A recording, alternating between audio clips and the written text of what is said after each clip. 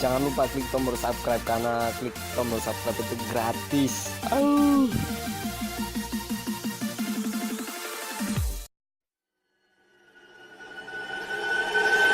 Hi, what you see here is $10,000 on the table.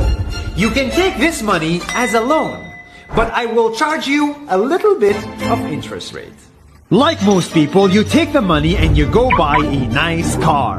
But in 10 years, it's time to pay me back. And because of interest rates, now you owe me $20,000 and not 10. You will say, I don't have money to give you.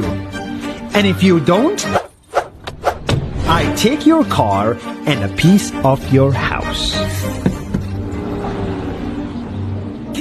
This is how debt works. And after 3 years of traveling the world, I noticed that this is exactly what China is doing.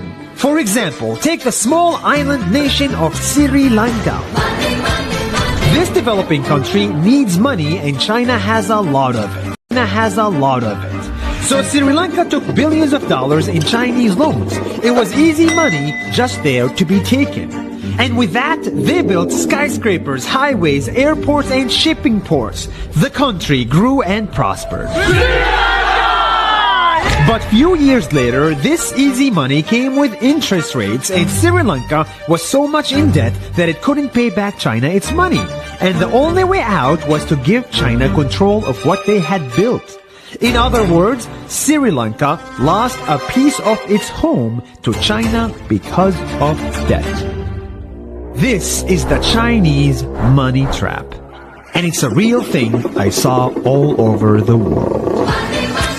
In Papua New Guinea, I saw $2 billion in loans given by the Chinese to build skyscrapers, infrastructures, and ports. But there is no way this remote developing country can pay it back or its interest rate. And the only way out is to give China control of the country. In the Maldives, Pakistan, Malaysia, Laos, Kazakhstan, Mongolia, Egypt, Kenya, and South Africa,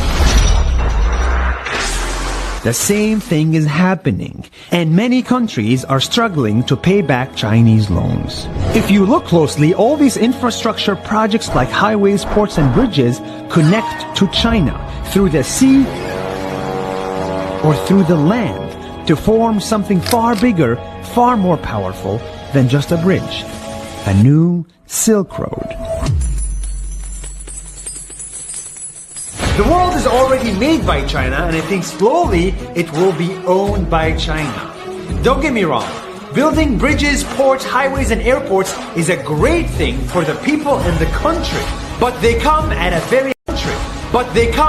very high cost. And when these countries can't pay back the loans, these countries will lose their homes. One thing my parents had taught me is that there's no such thing as a free lunch or a free ride. So if we're not careful with our money or other people's money, then we better start learning Chinese. 下周见。